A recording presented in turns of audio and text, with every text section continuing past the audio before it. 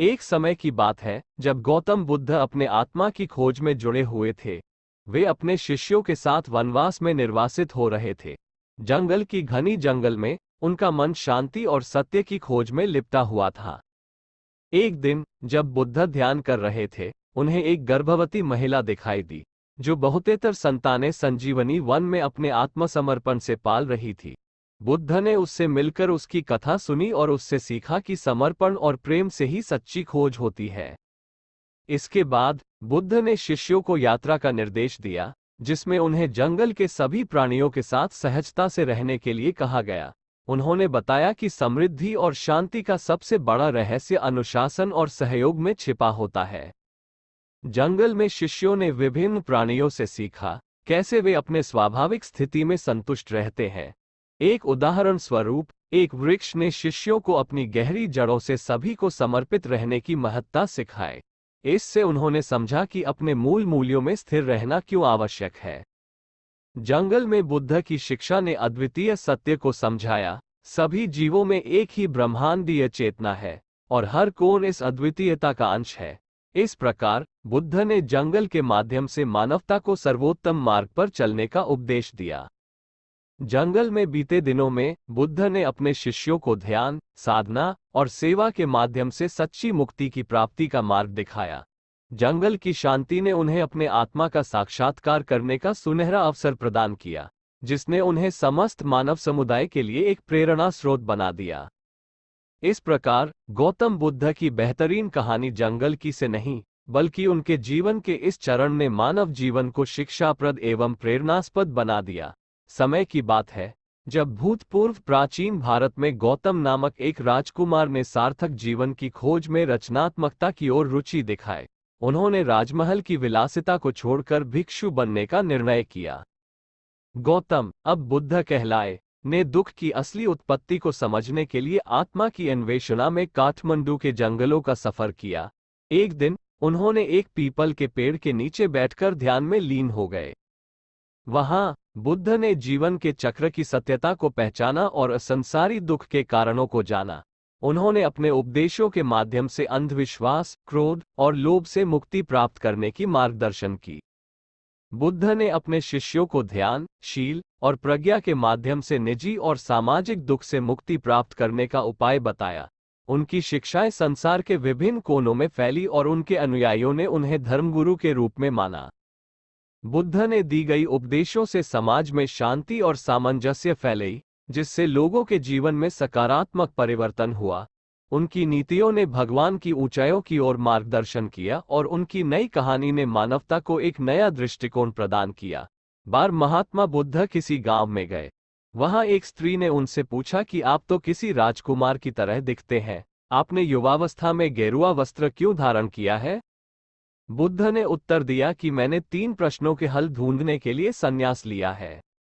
बुद्ध ने कहा, हमारा शरीर युवा और आकर्षक है, लेकिन यह वृद्ध होगा, फिर बीमार होगा और अंत में यह मृत्यु को प्राप्त हो जाएगा। मुझे वृद्धावस्था, बीमारी और मृत्यु के कारण का ज्ञान प्राप्त करना है। बुद्ध की बात सुनकर स्त्री बहुत प्रभावित हो गई और उसने उन्हें भोजन के लिए आमंत्रित किया। जैसे ही ये बात गांव के लोगों को मालूम हुई तो सभी ने बुद्ध से कहा कि वे उस स्त्री के यहाँ न जाए, क्योंकि वो स्त्री चरित्रहीन है। बुद्ध ने गांव के सरपंच से पूछा कि क्या ये बात सही है। सरपंच ने भी गांव के लोगों की बात में सहमति जताई। तब बुद्ध ने सरपंच का एक हाथ पकड़कर कहा कि अब ताली बजाकर दिखाओ। इस पर सरपंच ने कहा कि यह असंभव है, एक हाथ से ताली नहीं बज सकती। बुद्ध ने कहा कि ठीक इसी प्रकार कोई स्त्री अकेले ही चरित्रहीन नहीं हो सकती है। यदि इस गांव के पुरुष चरित्रहीन नहीं होते तो वह स्त्री भी चरित्रहीन नहीं होती। गांव के सभी पुरुष बुद्ध की ये बात सुनकर शर्मिंदा हो गए। बुद्ध किसी उपवन में विश्राम कर रहे थे। तभी बच्चों का एक झुंड आया और पेड़ पर पत्थर मारकर आम गिराने लगा। एक पत्थर बुद्ध के सर पर लगा और उससे खून बहने लगा। बुद्ध की आंखों में आंसू आ गए। बच्चों ने देखा तो भयभीत हो गए। उन्हें लगा कि अब बुद्ध उन्हें भला बुरा कहेंगे।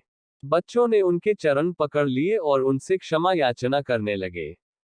उनमें से एक बच्चे ने कहा, हमसे बड़ी भूल हो गई है, मेरी वजह से आपको पत्थर लगा और आपके आंसू आ गए।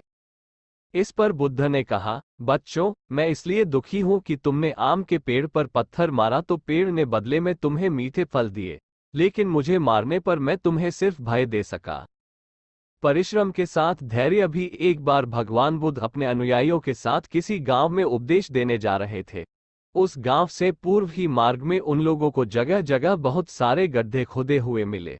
बुद्ध के एक शिष्य ने उन गड्ढों को देखकर जिज्ञासा प्रकट की, आखिर इस तरह गड्ढे का खुदे होने का तात्पर्य क्या है? बुद्ध बोले, पानी की तलाश में किसी व्यक्ति ने इतने गड्ढे खोदे हैं। यदि वह धैर्यपूर्वक एक ही स्थान पर गड्ढा खोदता तो उसे पानी अवश्य मिल जाता, पर वह थोड़ी देर गड्ढा खोदता और पानी न मिलने पर दूसरा गड्ढा खोदना शुरू कर देता।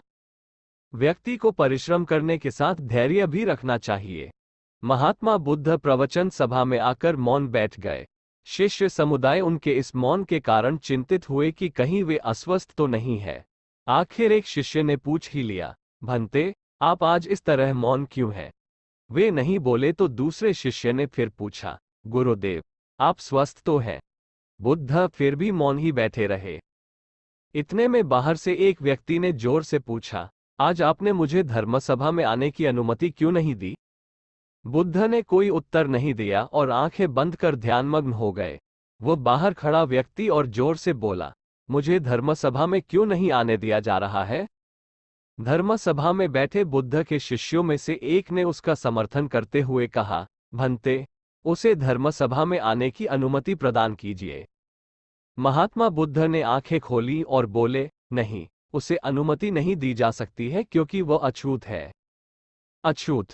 मगर क्यों? सारे शिष्य सुनकर आश्चर्य में पड़ गए कि भंते, ये छुआछूत कब से मानने लग गए?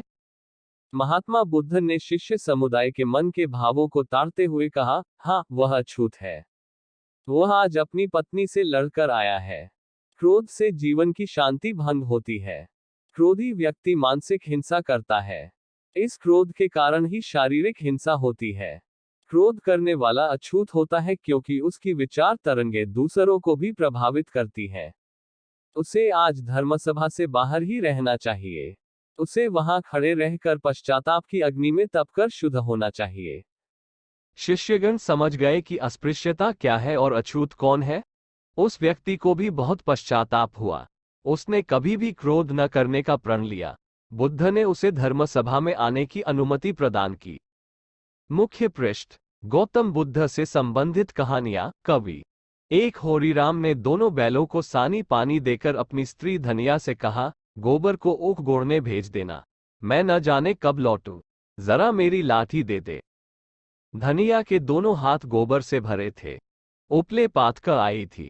बोली, अरे, कुछ रस पानी तो कर लो, ऐसी जल्दी क्या है? होरी ने अपने झुर्रियों से भरे हुए माथे को सिकोड़कर कहा, तुझे रस पानी की पड़ी है, मुझे ये चिंता है कि अबेर हो गई तो मालिक से भेंट न होगी। स्नान पूजा करने लगेंगे तो घंटों बैठे बीत जाएगा। इसी से तो कहती हूं, कुछ जलपान कर लो, और आज न जाओगे तो कौन हर्ज होगा, अभी तो परसों गए थे।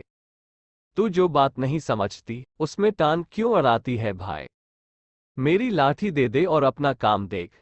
यह इसी मिलते जुलते रहने का प्रसाद है कि अब तक जान बची हुई है। नहीं, कहीं पता न लगता कि किधर गए। गांव में इतने आदमी तो हैं, किस पर बेदखली नहीं आई, किस पर कुड़की नहीं आई। जब दूसरे के पांवों तले अपनी गर्दन दबी हुई है तो उन पांवों को सहलाने में ही कुशल है। धनिया इतनी व्यवहार कुशल न थी। उसका विचार था कि हमने जमींदार के खेत जोते हैं तो वह अपना लगान ही तो लेगा।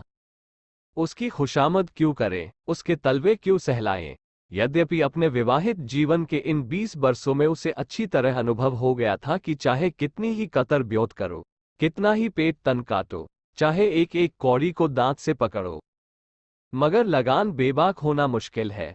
फिर भी वह हार न मानती थी और इस विषय पर स्त्री पुरुष में आए दिन संग्राम छिड़ा रहता था। उसकी 6 संतानों में अब केवल 3 जिंदा हैं। एक लड़का गोबर कोई 16 साल का और 2 लड़कियां सोना और रूपा 12 और 8 साल की। 3 लड़के बचपन ही में मर गए। उसका मन आज भी कहता था, अगर उनकी दवादारू होती तो वे बच जाते। पर वह एक धेले की दवा भी न मंगवा सकी थी। उसकी ही उम्र अभी क्या थी, 36वां ही साल तो था, पर सारे बाल पक गए थे, चेहरे पर झुर्रियां पड़ गई थी, सारी देह ढल गई थी। वो सुंदर गेहुआ रंग सांवला गया था और आंखों से भी कम सूझने लगा था। पेट की चिंता ही के कारण तो कभी तो जीवन का सुख न मिला। इस चिरस्थायी जीर्णावस्था ने उसके आत्मसम्मान को उदासीनता का रूप दे दिया था। जिस गृहस्थी में पेट की रोटियां भी न मिले, उसके लिए इतनी खुशामद क्यों? इस परिस्थिति से उसका मन बराबर विद्रोह किया करता था, और 2-4 घुड़कियां खा लेने पर ही उसे यथार्थ का जनान होता था। उसने परास्त होकर होरी की लाठी, मिर्जई, जूते, पगड़ी और तमाकू का बटुआ लाकर सामने पटक दिए। होरी ने उसकी ओर आंखें तरेर कर कहा, क्या ससुराल जाना है जो 5 पोशाक लाई है? ससुराल में भी तो कोई जवान साली सलहज नहीं बैठी है, जिसे जाकर दिखाऊं। होरी के गहरे सांवले पिचके हुए चेहरे पर मुस्कुराहट की मृदुता झलक पड़ी। धनिया ने लजाते हुए कहा, ऐसे ही तो बड़े सजीले जवान हो कि साली सलहजे तुम्हें देखकर रीझ जाएंगी। होरी ने फटी हुई मिर्जई को बड़ी सावधानी से तह करके खाट पर रखते हुए कहा, तो क्या तू समझती है, मैं बूढ़ा हो गया? अभी तो 40 भी नहीं हुए। मर्द 60 पर पाठे होते हैं। जाकर शीशे में मुंह देखो। तुम जैसे मर्द 60 पर पाठे नहीं होते। दूध घी अंजन लगाने तक को तो मिलता नहीं, पाठे होंगे।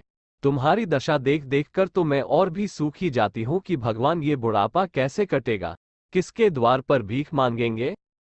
होरी की वह क्षणिक मृदुता यथार्थ की इस आंच में जैसे झुलस गई। लकड़ी संभालता हुआ बोला, 60 तक पहुंचने की नौबत न आने पाएगी धनिया, इसके पहले ही चल देंगे। धनिया ने तिरस्कार किया, अच्छा रहने दो, मत अशुभ मुंह से निकालो। तुमसे कोई अच्छी बात भी कहे तो लगते हो कोसने। होरी लाठी कंधे पर रखकर घर से निकला तो धनिया द्वार पर खड़ी उसे देर तक देखती रही। उसके इन निराशा भरे शब्दों ने धनिया के चोट खाए हुए हृदय में आतंकमय कंपन सा डाल दिया था। वो जैसे अपने नारीत्व के संपूर्ण तप और व्रत से अपने पति को अभय दान दे रही थी।